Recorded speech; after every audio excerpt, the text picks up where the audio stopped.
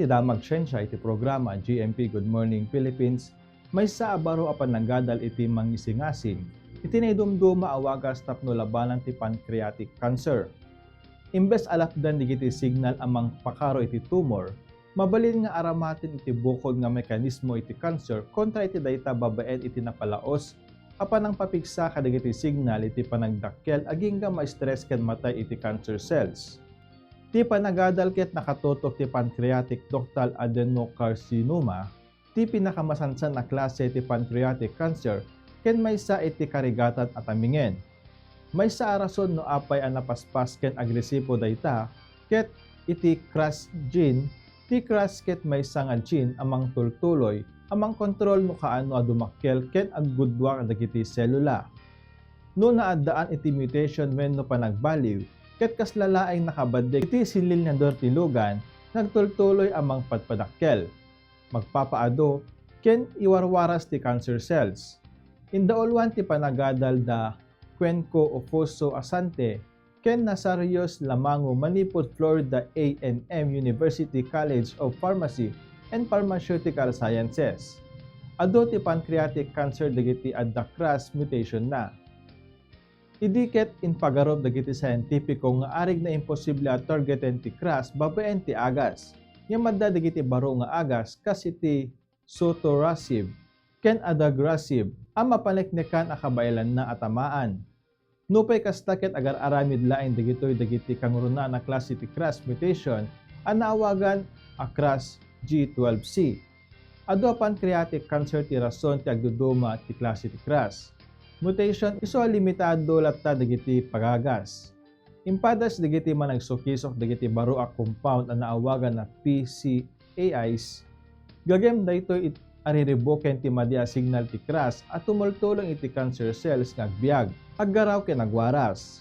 Iti 15 PCAI compounds ang naadal, dua iti ka-effective 1. Umunakit iti NSL-YHJ245 ken NSL-YHJ227. Agpada nga mang pababa ti kabailan ti cancer cells nga agbiag oray iti nababa a dos. Inadal ti grupo ti NSL-YHJ227, malaksit iti panagbuntog iti panagdakkel ti cancer cells, dakkel pa iti epekto na iti panaggaraw na.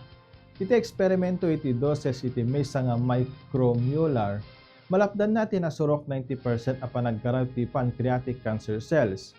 Napatek dayta ti panagwaras ti cancer ti agduduma a paset ti bagi, ket maysa kangurunan a rason no makapatay ti pancreatic cancer.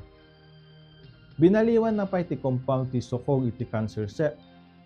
Manipot iti atidog ken naggargaraw a forma, ket nagbalin nga agbukel daytoy ken naawanan iti kabailan an mapan kadagiti tissue.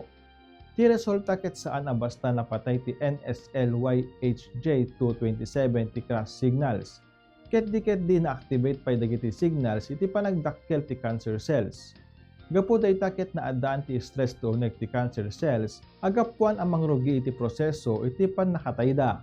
Ngimato pay ti reactivate oxygen species, dagiti molecule a mabalin a madadael ti cells no sumobra. Pakita pay dagiti cancer cells ti apoptosis ti maysa nga natural a proseso a bukod ang matay dagiti nadadael a cells. Segon kadagiti researcher, posible ang nalawlawat ti epekto ti PCAIs no yarik ti agdama nga agas ang nakatutok laeng ti KRAS G12C. Mabalin dayta dagiti dua a pancreatic cancer cells. PAN-C1 nga adda KRAS C12D mutation. MIA PACA2 nga adda KRAS C12C mutation. Kaya't nasawen ket makatulong dayta iti nasursurok ngem ti maysa a klase ti cancer gapu ti KRAS mutation.